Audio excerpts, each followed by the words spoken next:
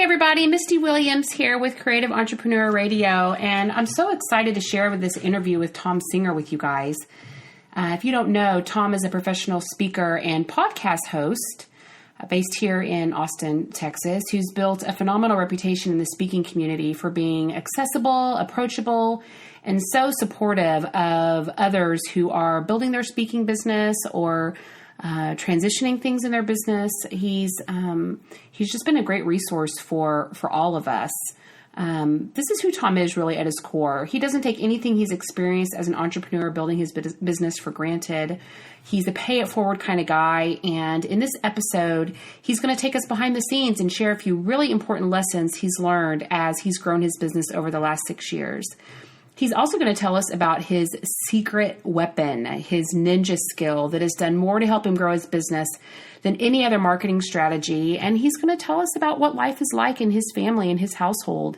He's got a couple of girls who are teenagers now, one going off to college, a great wife. They travel a lot together as a family, and they're really just a beautiful example of what you can create as an entrepreneur. And I'm excited to have him on the show today.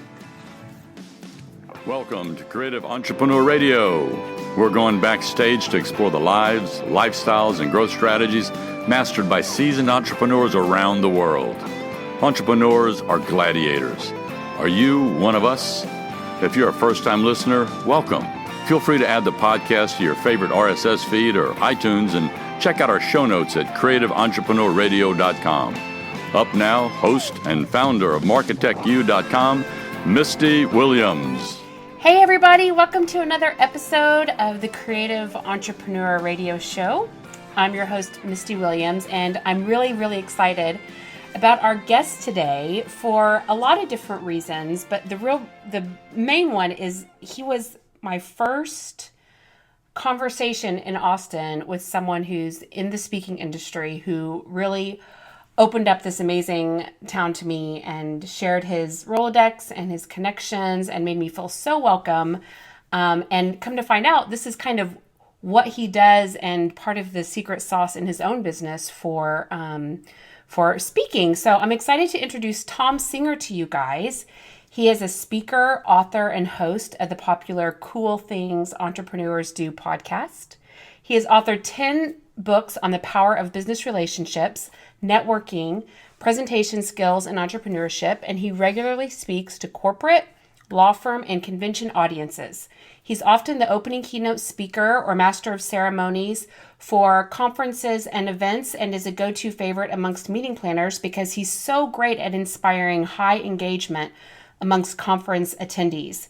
Thom has more than 25 years of sales and marketing experience, and he's an expert in branding, positioning, and networking, which is all really fitting, and we're going to talk about a lot of his expertise today on the show. He's earned the Certified Speaking Professional Designation, or CSP, from the National Speakers Association, and before he launched his speaking business, he worked for firms like R.R. Donnelley, Brobeck, Flager and Harrison, and Wells Fargo Bank. I hope I didn't butcher one of those. Thank you so much for joining us, Thom. I'm excited to have you on. Hi, Misty. It's an honor to be a guest on your show. Well, you beat me to the punch with the show. I started thinking about launching my show probably late summer, early fall. And right about that time, you launched your show, Cool Things Entrepreneurs Do. And it is a fantastic show. Congratulations. Thank you. It was the best thing I did for my business last year. It's been a lot of fun. I've been able to interview really cool people like you, but also the CEO of Ghirardelli Chocolate and some, high-powered lawyers and some solopreneurs and entrepreneurs and just people who I've been able to learn a lot from. So it's been a lot of fun. Yeah, your show is really great. And I have to say, the interview that I did for your show, which we'll link to it in the show notes here, is my favorite podcast interview ever. As far as someone interviewing me well, thank you. For a show, you were a great interviewer. So I'm going to try to return the favor, but you set the bar pretty high. Well, thank you. Yeah, I've listened to several of the shows that you've done, and they're a lot of fun. I really enjoyed the one that you did with, I guess it's the director of South by Southwest. Is that right?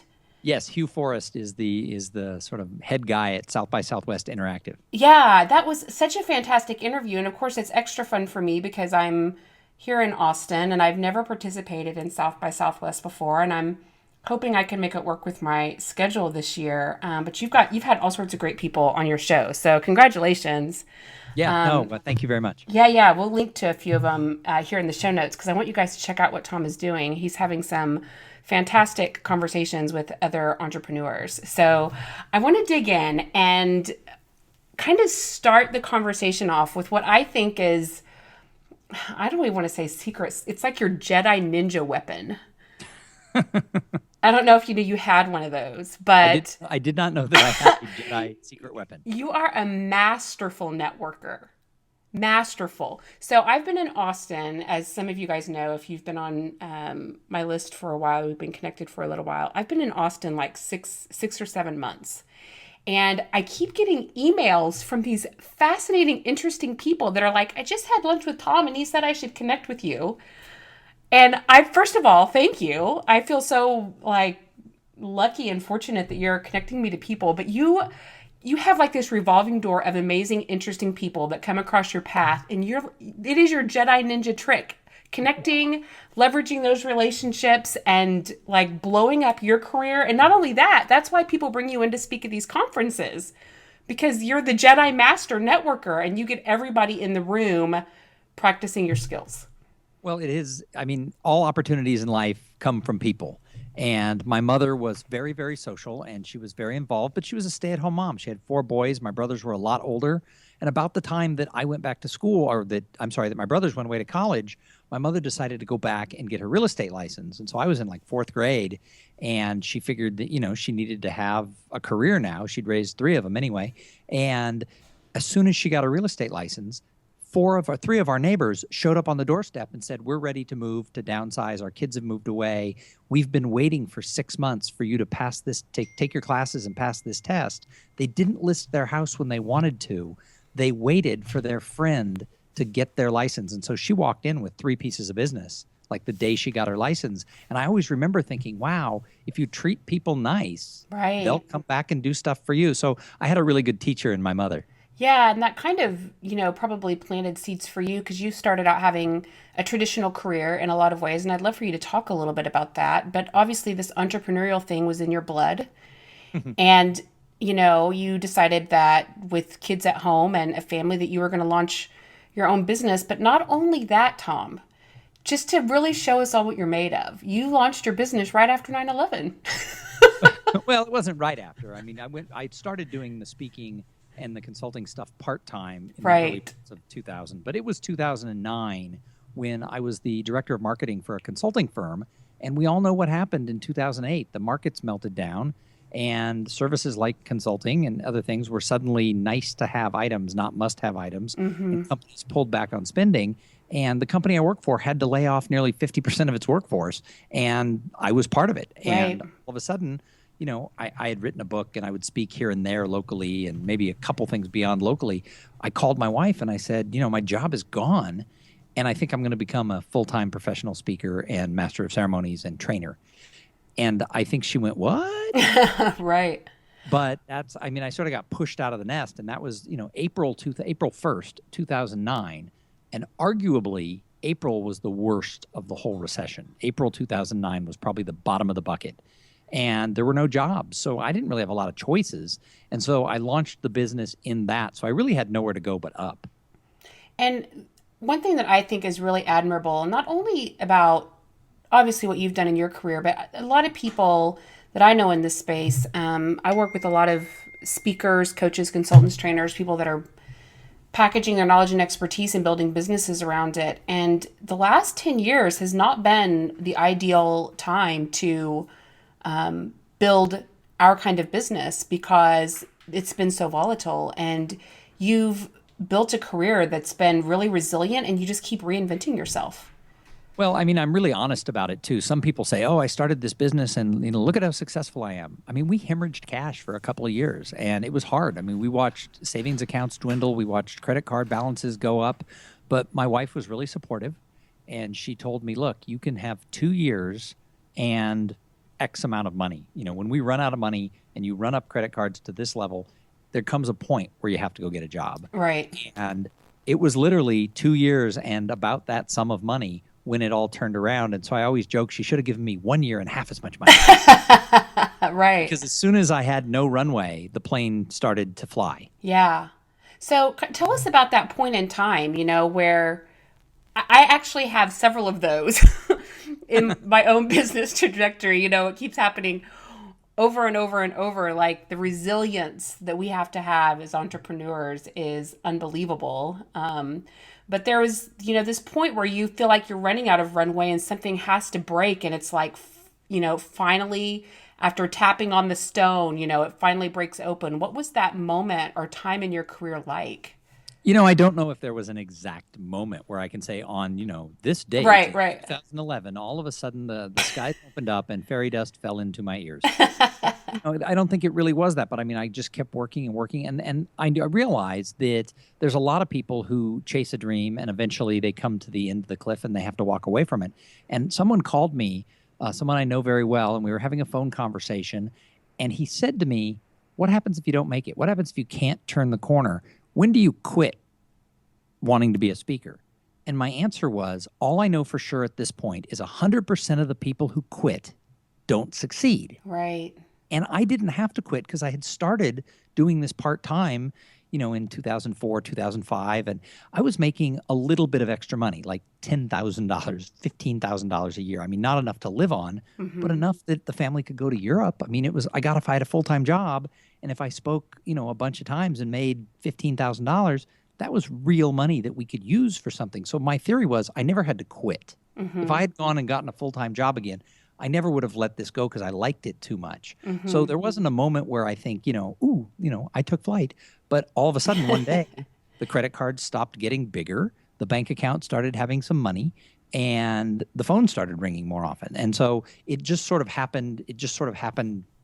By happenstance. It all just kept going kind of step by step by step. And I feel very fortunate that it worked because I easily could have reached a point where I said, I can't keep going, but we did. But I'm honest. We hemorrhaged cash for 2 years and then broke even for another year or so. And then only in, year 3 or 4 did we start making money where we could start paying that debt off. Right. So I asked you, I sent over my Marketech laws before the show here, and I asked you to pick out a couple of laws that really resonated. So it seems pretty fitting that you chose the law of courageous persistence, which is, when the going gets rough, I will keep going. I will lean in, put one foot in front of the other, even when it's hard. I will not quit. Yeah, that one really resonated with me because it was hard, and it still is hard. But I like what I do. My wife will tell you that I've been doing this. April 1st, coming up around the corner, will be 6 years that I've been doing this full time. That is awesome. And she'll tell you I'm happier. Even the first 2 years when we weren't making money, people would say to her, well, what do you think? How can a person really who's not famous be a professional speaker? You'd get kind of those friends who'd go, And she said, I know one thing, he's happier doing this. Wow. So we'll write it out. So I liked what I was doing. I felt that I had the skill and I was getting the right feedback from clients. And I just, like you said, persistent. I just put one foot in front of the other. And I wasn't willing to quit until I didn't have an option. What do you feel like your first break was? Like once you went on your own, I know we could probably point to like 15 of these because, we probably keep getting the breaks. But like I can look back and there was a relationship that I had early on in my career that I kind of look at as my first break because this person believed in me enough that not only did they support me, but they started funneling real referrals that like were legitimate, that were going to pay me a decent amount of money, Do you have a time? Yeah, I know exactly what that first one was. And that was a friend of mine asked me if I would MC this little awards. It wasn't even a banquet. It was like cocktails after an all-day conference. And they were giving out awards to some people in the tech industry. And he said, we really would like to have someone who has energy on stage and can keep the flow. And if something goes wrong, can keep it going. Would you do it? And I said, no, they didn't have any budget. And I said, no, I wasn't going to do it for free. The answer was no. And another friend who was on the board of this organization called me and said, remember, a couple years ago, I did a favor for you. And he did a big favor for me. And he goes, remember you said, if there's ever anything I can do, let me know. And I said, yes, I Yeah, yes, I do. And he goes, I want you to be the MC of this little awards dinner. It'll take you an hour. It was only a week away, so it wasn't like anything else was going to come up because you already said you're in town. And I said, okay, Bill, I will do this for you. And I can remember walking from, I had actually had something that afternoon that I spoke at. And I remember walking across the street from the hotel where the thing I was speaking at that day, where I did get paid. I remember walking across the street in the rain into the convention center, pulling a little, pull cart with books in it because I had sold books at the afternoon event. And I remember getting all drizzly and stuff in the rain, walking across. My shoes were getting, sloppy. And I remember thinking, gosh, dang it, why didn't I just say no? And I got up and I did the thing. And afterwards, this gentleman came up to me and he said, do you do this for a living? And I said, kinda. And he said, you're a professional MC. And I said, well, no, I'm more than that. I do this Conference Catalyst program where I help people engage more. And I didn't even know what I was doing. I mean, I was pretty new. And he looked at me and said, my boss needs to know you. And we exchanged cards and the company meant nothing to me. But as it turned out, that company planned like more events than just about anybody in the world. And I didn't think anything of it. And I didn't recognize the name of the company. I think I sent the guy a handwritten note, but I hadn't really followed up yet or whatever. And like 4 days later, I get a phone call from this woman, and she says, you met Bob the other day? And I was like, maybe, yeah. And she said, Bob says I'm supposed to know you. And, she's like, I don't really know why. And she hired me to do the Conference Catalyst program for an event of hers.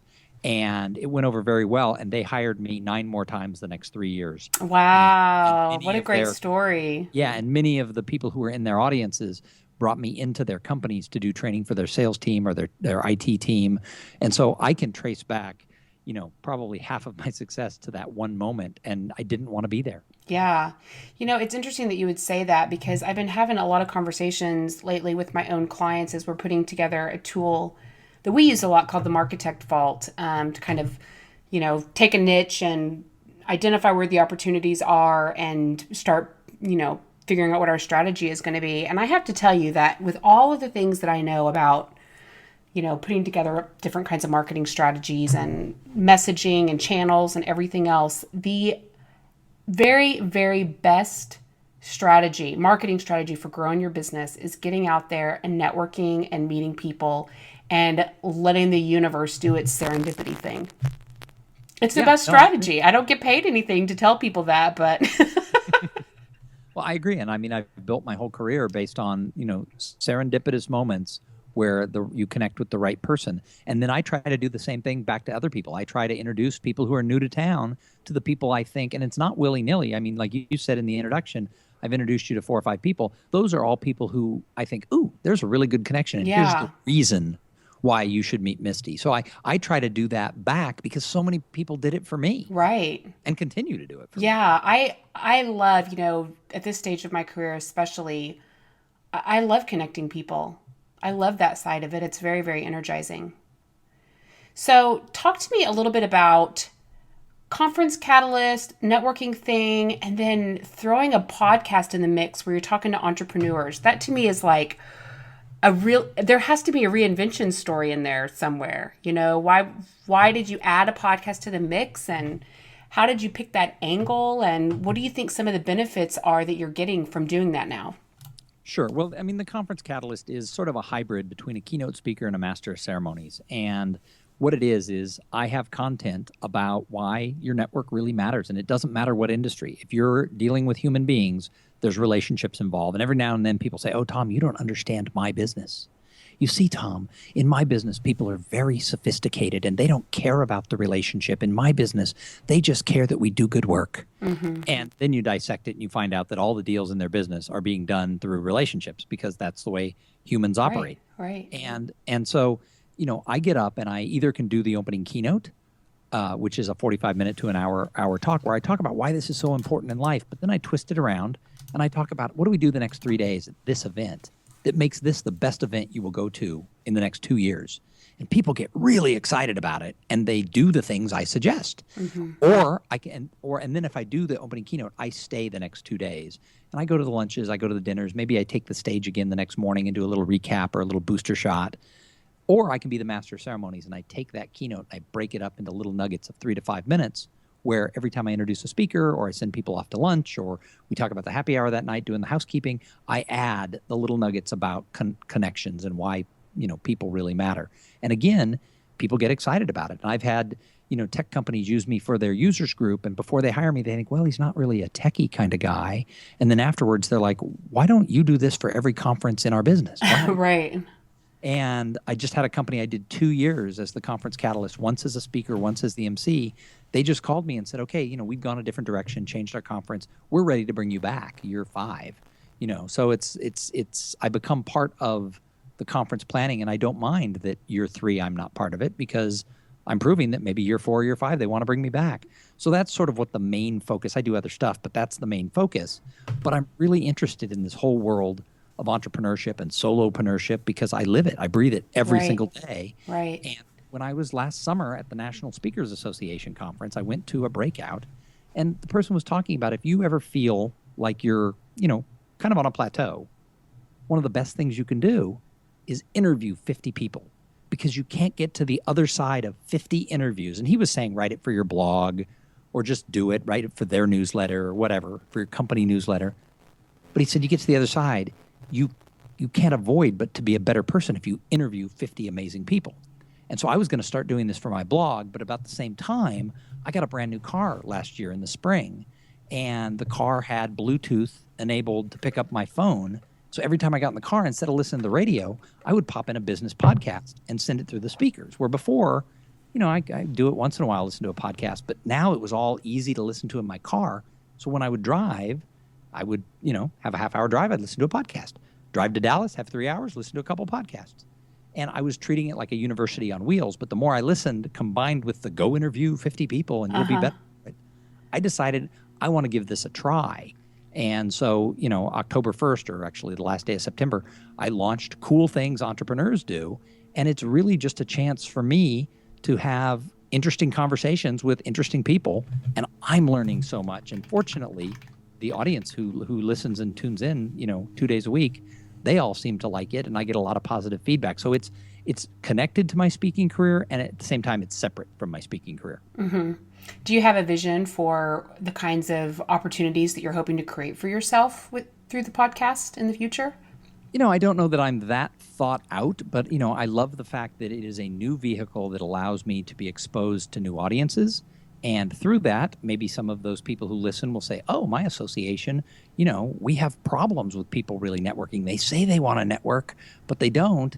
Hey, that guy who does the podcast, that's what he specializes in. I mean, I'd love to see that happen. Mm-hmm. I'd love to see maybe my listenership get so big that I could start selling advertisements on the show so I could bring money in from the show. Mm-hmm. I mean, that would be great. But really, I haven't, I'm not that, I have to make plan A fit plan B and C. I just kind of go through my career doing the things that interest me. And if they don't work out, I shift course. Right. But I think the podcast is really working out. Yeah. Yeah. I actually have a similar non-goal, which is actually not really aligned with my personality. What's your non-goal? My non-goal is to create this community that I really feel called to foster and develop, around seasoned entrepreneurs. That's kind of the distinction, I guess I would say, for Creative Entrepreneur Radio is I really want to have conversations with other entrepreneurs, but the kind of just a different kind of conversation and build a community around it. But I really don't know what it's going to turn into, or I don't know what my angle is other than I just feel so jazzed about it. Well, and I think that sometimes people overthink every little thing they do, and they have to figure out a way to monetize everything, or they have this plan and then they try stuff and it doesn't work and they get discouraged and they drop it, and you end up with all these projects that are sort of littering the side of the road, dead, on arrival. And I think that sometimes you just have to go into it and let it take you. And if you decide to close it down, that's fine. If it becomes something huge, that's wonderful. Right. But usually most things, they figure out a life of their own. Yeah, yeah. So this kind of segues to another Marketech law that really stood out to you, and that is the law of crawl, walk, run. So haste makes waste. I will start slow and scale with success. Big leaps follow many small steps. And I remember having a conversation with you, and I was picking your brain about launching your podcast because I wanted to launch mine. And that really is the philosophy that you seem to be following with yours, is the whole crawl, walk, run idea. I'm being much more zealous in my launch. I'm not advising this, by the way, people. I'm just doing it. than you were in yours, and she's just running. I'm just going. I'm going. It's kind of like I have too many toys, that's just getting me into trouble, because I have this great team that does all this stuff for clients and projects, and I'm like, well, they can do this for me, and yeah, having him do a lot more than I would probably advise a client to. But there's something to be said for crawl, walk, run in how we go about building our businesses. And all the smart entrepreneurs, either sooner rather than later is nice, but sooner or later you do kind of learn that lesson. Yeah, and for me, the fact is, I think we live in this guru, society where people look at people who are making $1 million a year, or their podcast has 1 million downloads an hour, or they have an online subscription group where every single person with a pulse gives them $10 a month, and we look at that and we go, wow, I want to be like that. So we sign up for the course and we think, oh, all we have to do is do this and we'll be making $1 million a year. I remember years ago, I really like Chris Brogan, the social media guy. And years ago, people were like, oh, I want to be like Chris Brogan. And I'm like, well, you can't just wake up and be like Chris Brogan tomorrow. It took him a 10-year journey. And part of that journey was he was an early adopter of Twitter who had the right voice for how to talk about marketing on Twitter. Right. Now, Twitter is no longer what Twitter was 8 years ago or whatever, 7 years ago, which means you can't go onto Twitter and just have a voice about marketing because you'll be drowned out in all the noise. All the other voices about marketing. Right. So you can't actually follow Chris's path because the world is different. Right. And so everybody thinks, oh, I want to be Tony Robbins, or I want to be, Chris Brogan, or whoever the guru, is that's out there. And those people are great. And most of them really do have good hearts and they want to serve people. But they're 50 yards or 50 rungs up a ladder, sit down, halfway up the ladder or lower, going, yeah, tomorrow I want to do what they're doing. Well, then you fall to your death off the ladder because you got to climb the ladder one by one. Now, sometimes you can take 2 or 3 rungs at a time, but you can't take 40 rungs at a time. And there are outliers who do. Somebody who gets famous, boom, in 1 minute, and everybody goes, oh, I want to be like them. Well, we can't recreate that. So for me, I look to people who are at my level on the ladder, or the other term I like is the lattice. So they're next to me, they're above me, they're diagonally, but I can reach them. So I can imitate what they do because they're just a little farther out ahead of me. Right. If I try to go act like, Sir Richard Branson, he's a great entrepreneur who we all celebrate. If I start living my life like him, I'm going to be a fraud and nothing's going to come from it. I mean, I don't own a private island. I don't have an airline or a record label. I cannot live his life.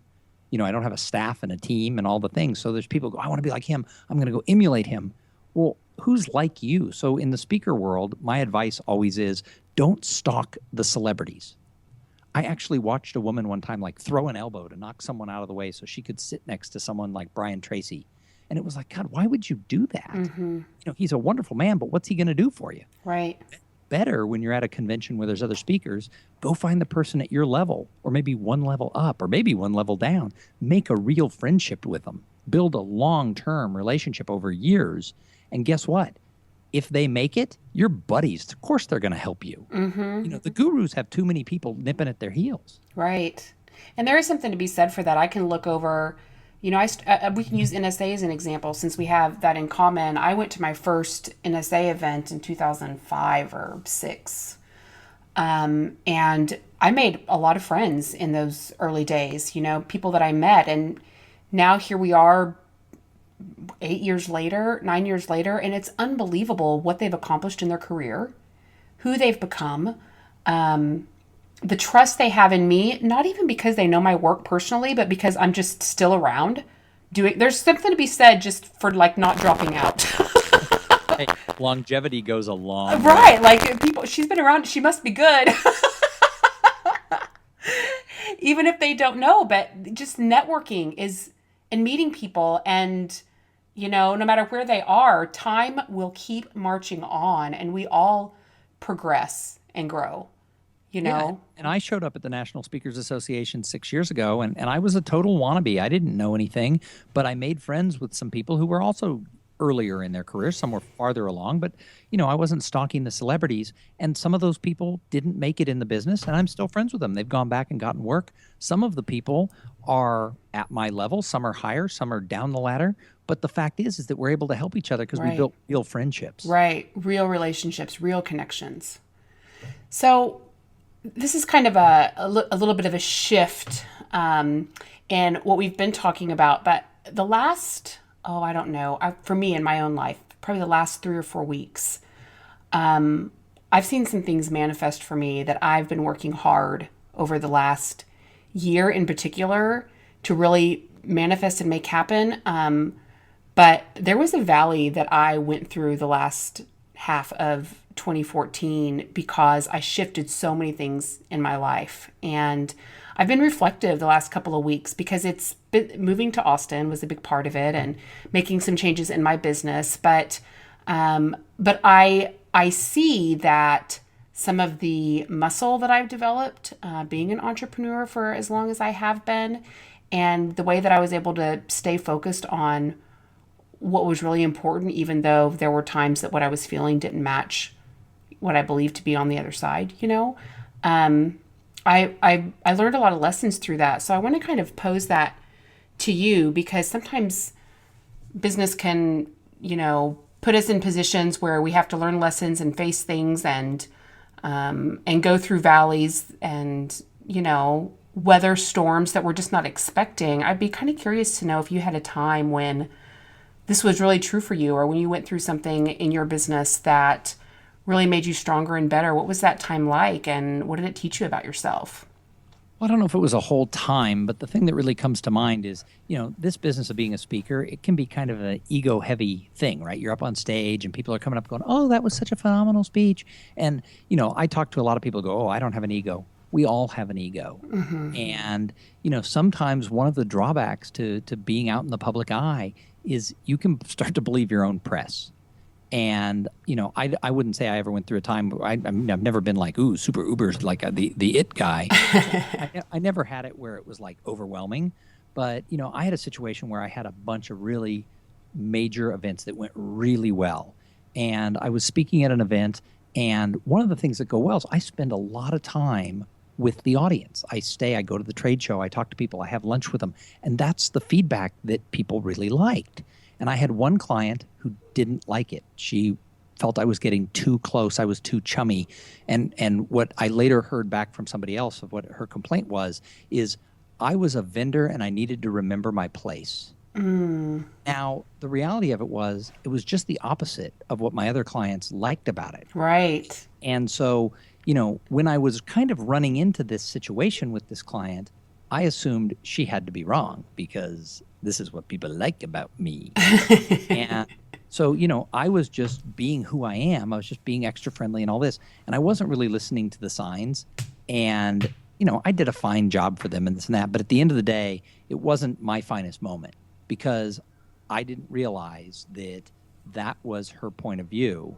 It was, go be a vendor, do your speech, and I was doing a bunch of stuff at the conference, do that, and then maybe go to your room. Right. And she thought I was taking advantage of somehow something. And it was just, looking back on it, I was really hurt by the situation because I wasn't a bad person. I wasn't trying to do anything bad, and I didn't see it coming. But what I learned from it in hindsight was I have to pick up on the cues of what my clients want, what the audiences want. And it's not, hey, look at me. I just came off this other event where I was, killing it. Mm-hmm, so therefore I'm here for you. And it really did sort of shift me back a little bit to remember that A, I'm not a celebrity. B, not everyone's going to like you. And, C, you have to take each relationship or situation of relationships at a conference in their own pool. Yeah, and so the fact that I had this one client where, I don't know that she would ever call me again, and I don't think I would work for her because it wasn't a great relationship. But it was one of the most useful experiences of my entire career because I've been in other situations, not where they've been bad, but where I've picked up on a vibe. And so I've just put it out there. How do you want me to do this? And the client will tell me in 99% of the time, it's like, go to the lunch, sit with the people. But if it's not, I'm listening to what it is that they want. So sometimes you have to have a bad experience in order to grow and be better at what you do. And I mean, I teach the relationship thing, but I'm still a human being, right? So I make mistakes, and not everybody's going to like me. And so, one of the other good lessons that comes out of it is it's kind of like that old Seinfeld episode where the one comic didn't like him. It's okay that you're not going to get along with everybody, and don't dwell on it. But when you make a mistake, and I feel I genuinely made a mistake with this particular woman, if you make a mistake, either fix it if you can, or at least learn from it so that you're not going to continuously make that same mistake time after time after time. Yeah, I could probably relate to that with a whole bunch of my own stories of, just realizing that you have to give people their experience, even if it's different from yours, You got to give them their experience, even if and it's so easy to get it's so easy to get caught up in the ego side of it. Yeah, I'm on stage, that it was a great reminder to me not to believe my own press. Yeah. Well, I think anyone that knows you knows what a humble person you are. Anyway, I got an ego. It's there. Yeah, it's there. We all have a little itch that has to be scratched from time to time. So tell me what you love outside of the business. So you've got a couple of girls who are getting ready for college. Your kids are about to fly the nest. I know you and your wife do some really fun traveling and trips. Tell us what you're passionate about beyond just this whole entrepreneurial thing. For me, one of the things I love about being an entrepreneur is the way that it gives me space to pursue things that are completely not related to work and marketing and business. So I'm kind of curious, what's your truth in all of that? What do you love outside of the business side, and what are you passionate about? So in a way, I'm lucky, and in a way, maybe I'm not. That my hobby really is my business. I really like the business. That's why I interview entrepreneurs. I like watching what people do. I like observing how people make their businesses work. And what's fascinating is there's all different types of businesses. I'm a solopreneur for all practical purposes, and yet there are people out there who have, tens of thousands of employees who are running companies. They're entrepreneurial too. And so I love the study of it. I love watching it. I really take joy when I see a friend sort of hit something out of the park with their business. They go out and try something. And I love then to sort of dissect, how did they do that? How come I didn't? How come my business isn't doing that? So I do find business to be a hobby. So it is fun for me to spend the amount of time it takes to grow a business like the one I have. But my wife and I have two daughters, and one is about to go to college. The other one still has about 5 more years before she gets there. So the dynamic of the family is going to change because you go from 2 kids to 1. And so that's going to be an interesting experience. We do like to travel. We've been able to take the kids on some really interesting trips over the years, although not international trips, since I started this business because the money wasn't there. But the one thing I like best is my oldest daughter is about to turn 18. Her sister is about to turn 13. And I think sometimes having an older sibling, I know it happened to me, they sort of pull you up in maturity. So I love the fact that I have these teenage kids that we can have more adult conversations with. I mean, obviously they're not adults yet, but my wife and I really are starting to get to a point where we're enjoying the types of conversations that are happening with the kids. When the older one comes home from hanging out with her friends and talking about what they were doing, or as she's going through the process of trying to get into a college, talking about the good, the bad, and the ugly of the whole process, but on a more adult level. When something doesn't go right, it's not tears like when they're 10 years old. It's, it's just disappointment that we all face. And I think that, I think I can speak for my wife as well. I think we are enjoying getting into this more adult stage with the children.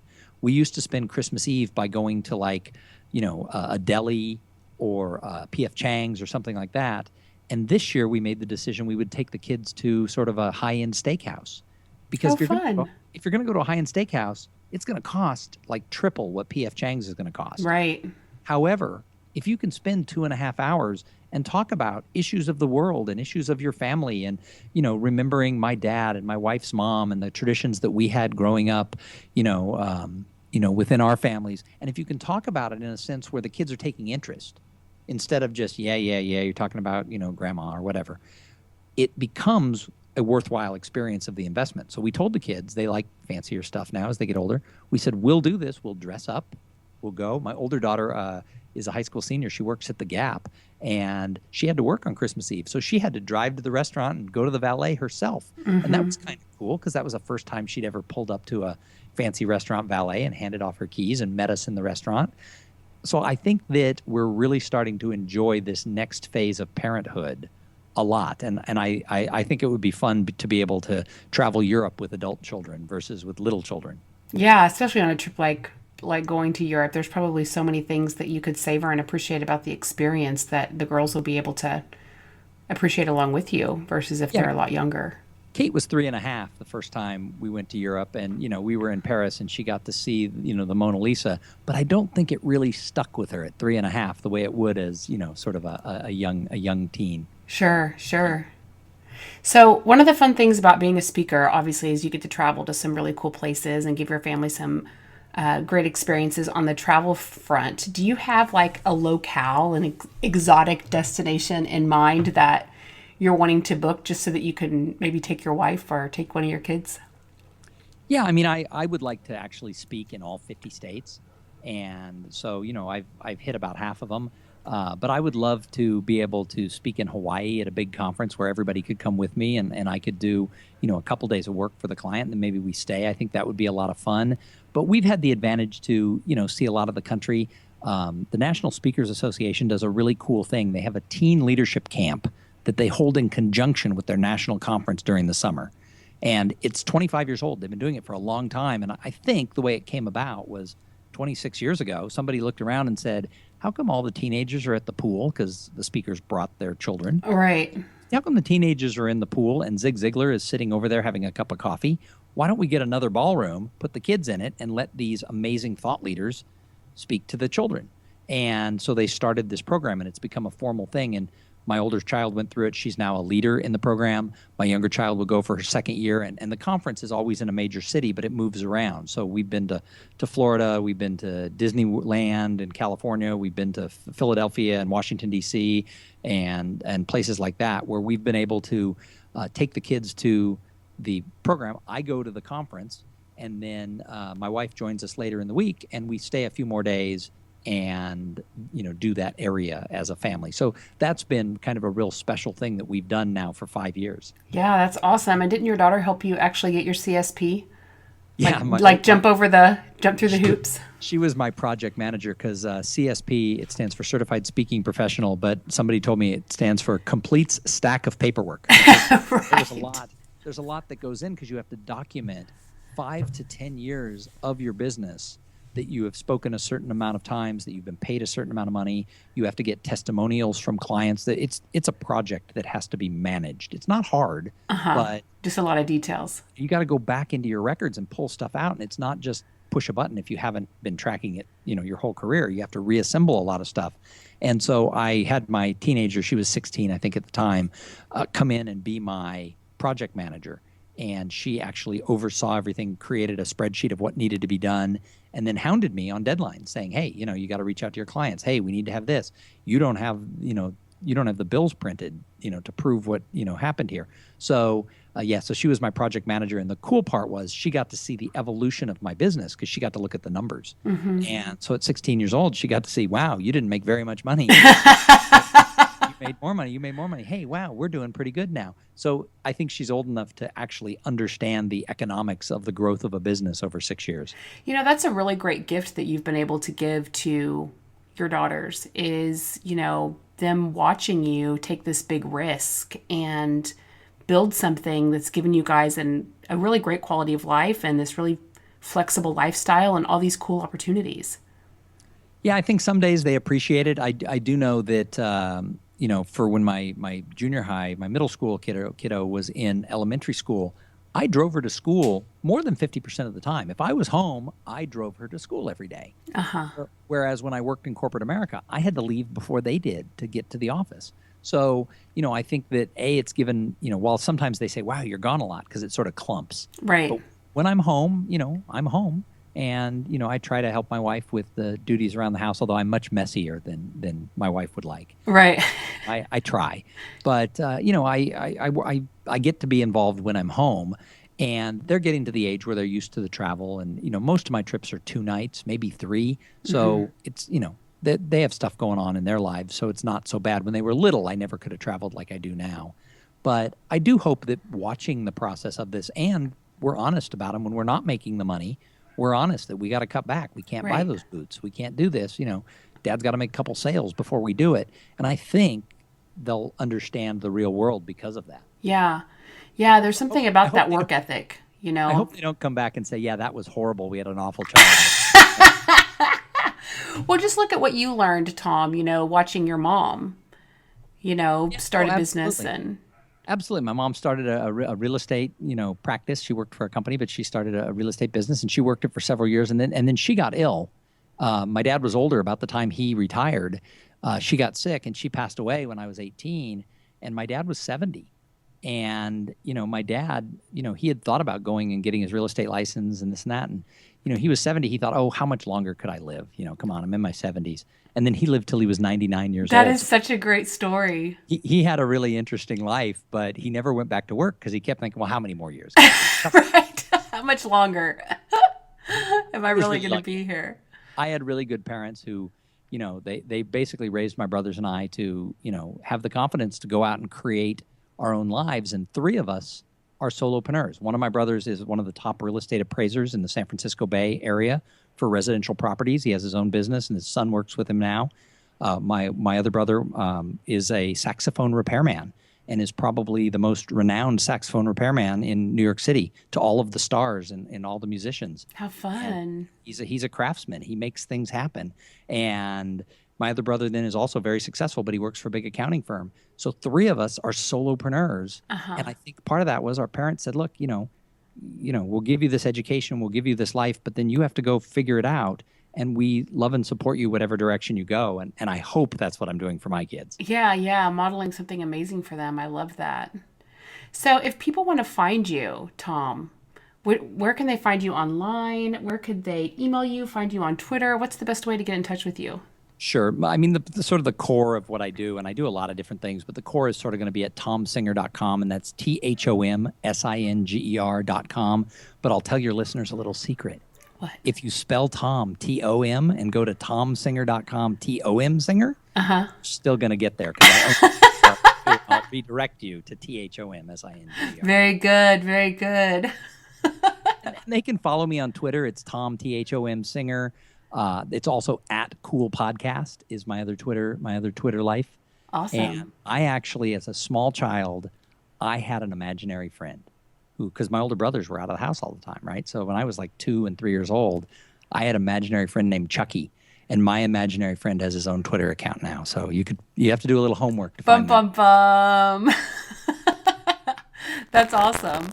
Well, we are going to link all this stuff up in the show notes. So if you guys heard anything on this podcast that by way of a reference or referring you to other businesses or any of the things that Thom has mentioned as we've been talking, you will find all of those notes on the show notes page over at creativeentrepreneursradio.com. Thom, thank you so much for joining us today. This has been awesome. Oh, thank you, Misty. It was great to be one of the early guests on what I know is going to be a great podcast. Thanks so much. Have a good one, everyone. Thanks a lot.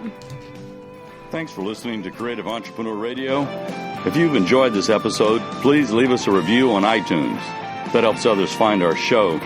You can find links, contact information, and a recap of today's episode in the show notes found at creativeentrepreneursradio.com. Tweet Tell Misty. It's TELLMISTY with your thoughts, ideas, or questions, and join the conversation on our Facebook group. You can learn more about Misty and her work over at marketechu.com. See you next time.